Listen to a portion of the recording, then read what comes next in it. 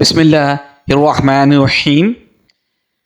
میت کو دفن کرنے کے بعد قبر میں مردہ کی پہلی رات کو لیلۃ الدفن کہتے ہیں۔ یہ رات بہت سخت اور مراحل سے بری ہوتی ہے، بدکاروں کے لیے وحشتناک جبکہ مومنوں کے لیے بہشت نما ہوتی ہے۔ آج ایک لمبی تفصیلی اور متفقہ حدیث پیش کریں گے جس میں قبر میں نیک اور بدکار انسانوں سے سوال و جواب اور میت کی قبر میں پہلی رات کا تفصیلی طور پر ہمارے پیارے نبی حضرت محمد صلی اللہ علیہ وآلہ وسلم نے ذکر فرمایا ہے۔ موت کے پہلے کچھ گھنٹے اور پہلے دن روح برزخ کے علاوہ اس مادی بدن کے ساتھ ساتھ رہتی ہے، کیونکہ دنیا میں روح کو اس مادی بدن سے انس و محبت تھی، اس لیے اب وہ اس بدن پر خاص توجہ رکھتی ہے اور اس کے ساتھ رشتہ اور رابطہ برقرار رکھنا چاہتی ہے۔ غسل اور دوسرے امور سر انجام دیتے وقت روح اس بدن کے ساتھ رہتی ہے اور اس مادی بدن کو دفن کرتے وقت روح خود کو قبر میں دیکھتی ہے۔ جو ہی میت کو قبر میں رکھا جاتا ہے اس وقت قبر کی پہلی رات کا آغاز ہو جاتا ہے، اور یہ بہت ہی سخت رات ہوتی ہے جسے میت تجربہ کرتی ہے اور اس سے کوئی چھٹکارا نہیں ہے۔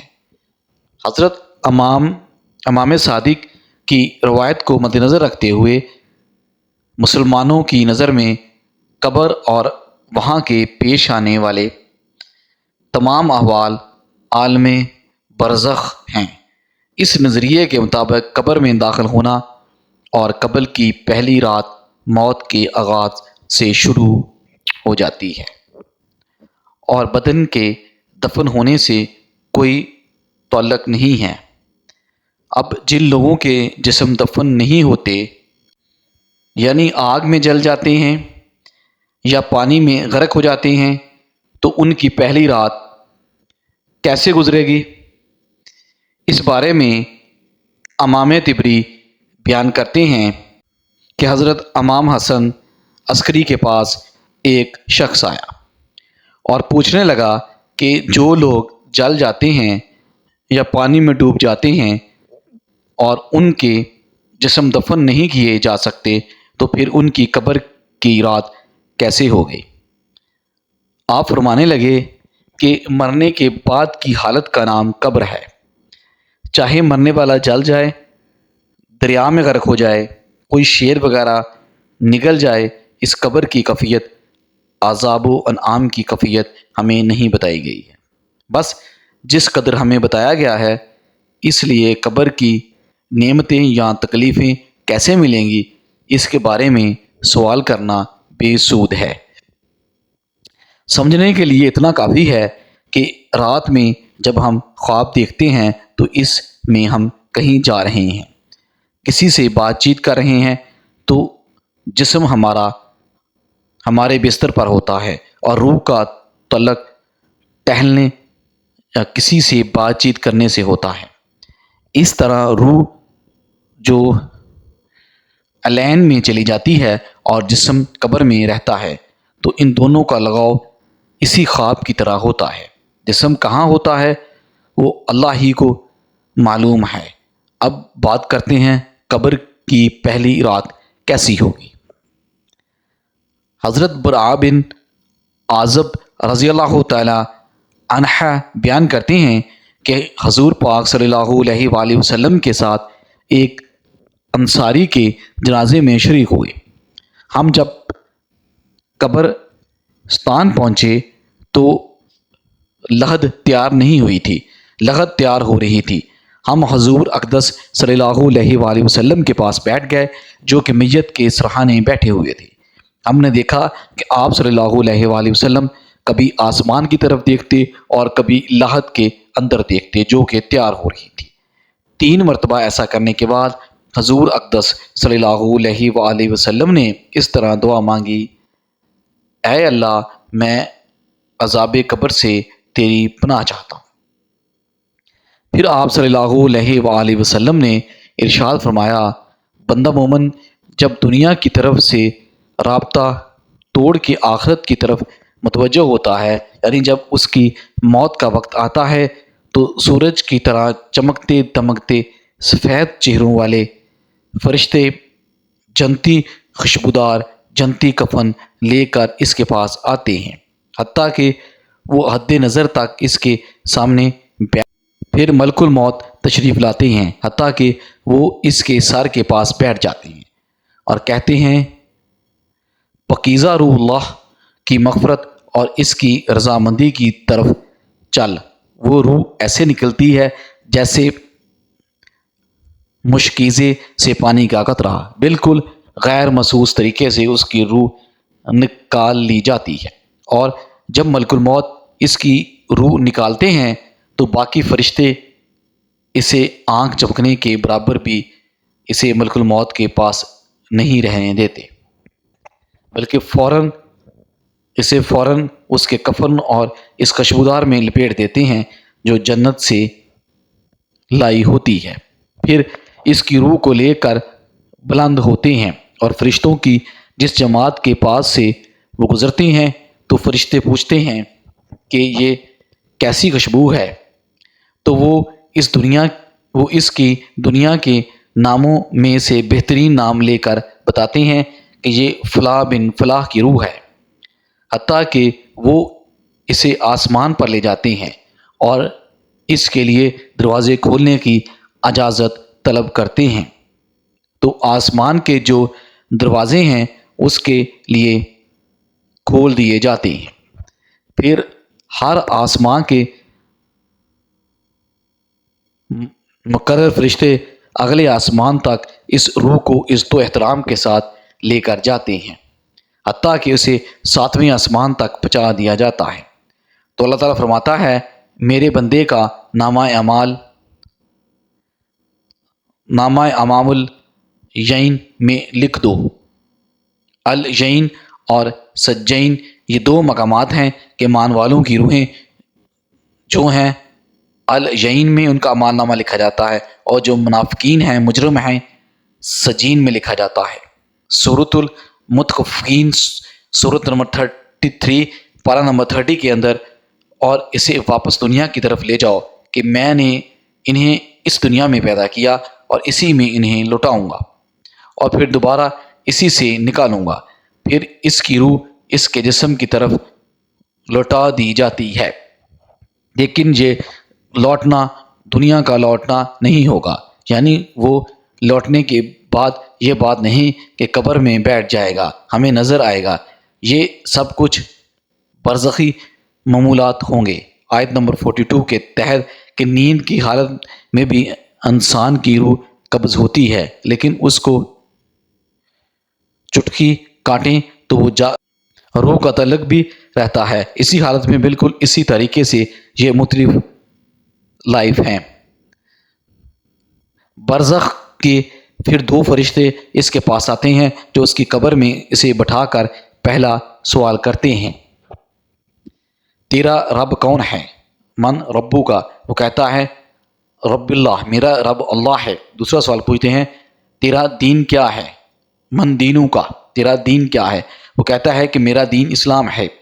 پھر پوچھتے ہیں کہ وہ آدمی جو تم میں مبعوث کیے گئے وہ کون ہیں؟ تو وہ کہتا ہے وہ اللہ کے رسول صلی اللہ علیہ وآلہ وسلم ہیں۔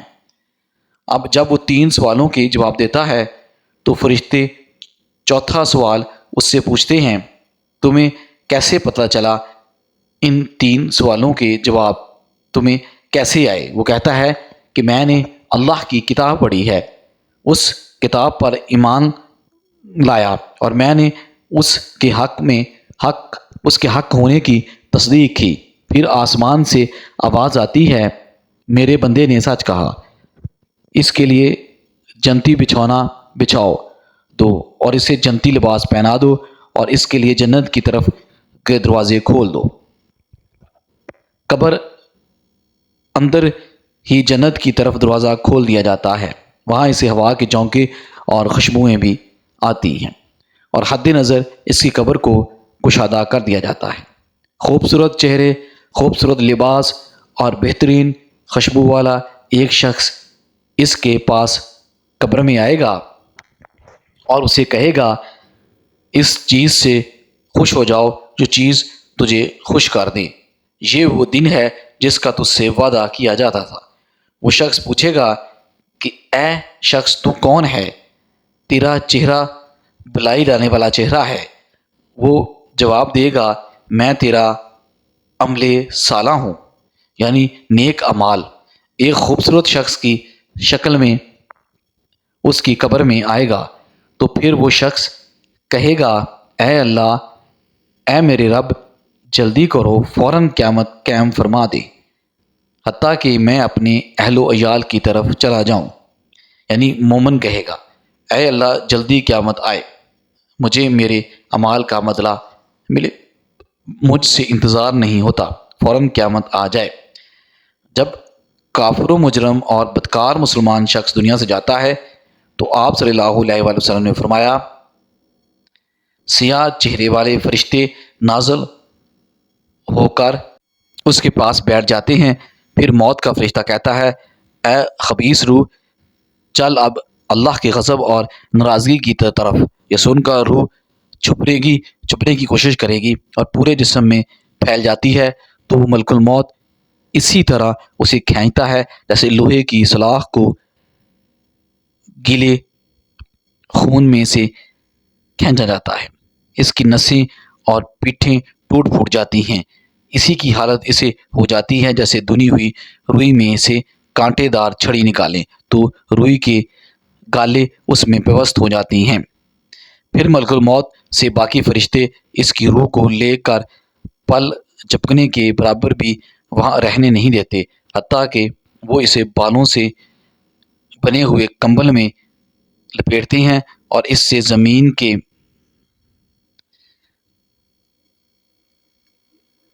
زمین سے نکلنے والی انتہائی بری بدبودار نکلتی ہے۔ وہ اسے وہاں لے کر اوپر چڑھتے ہیں تو فرشتوں کی جماعت کے پاس سے گزرتے ہیں۔ وہ فرشتوں کی جماعتیں کہتی ہیں یہ کیسی خبیث روح ہے؟ وہ کہتی ہیں یہ فلاں بن فلاں کی روح ہے۔ وہ اس کا دنیا کا انتہائی قبیحہ نام لے کر بتاتے ہیں حتیٰ کہ اسے آسمانی دنیا تک لے جایا جاتا ہے۔ اس کے دروازے کھولنے کے لیے درخواست کی جاتی ہے تو آسمان کے دروازے اس کے لیے نہیں کھولے جاتے۔ پھر رسول کریم صلی اللہ علیہ وآلہ وسلم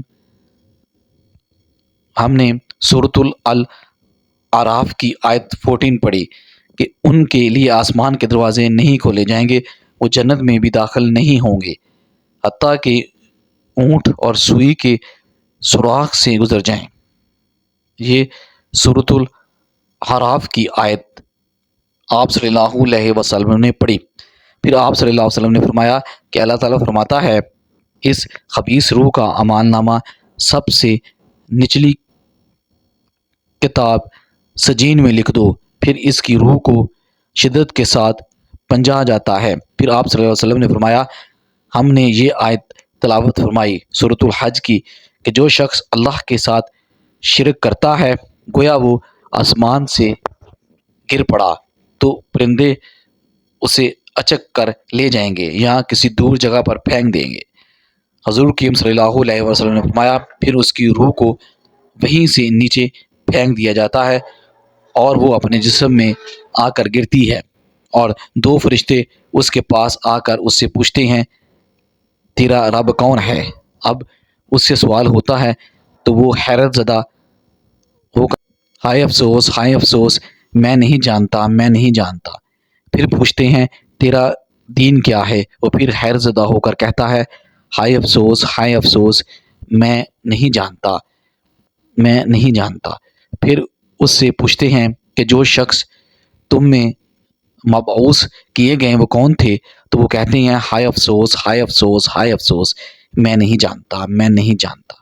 پھر آسمان سے آواز آتی ہے اس نے جھوٹ بولا، اس کے لیے جہنم کا بچھونا بچھا دو۔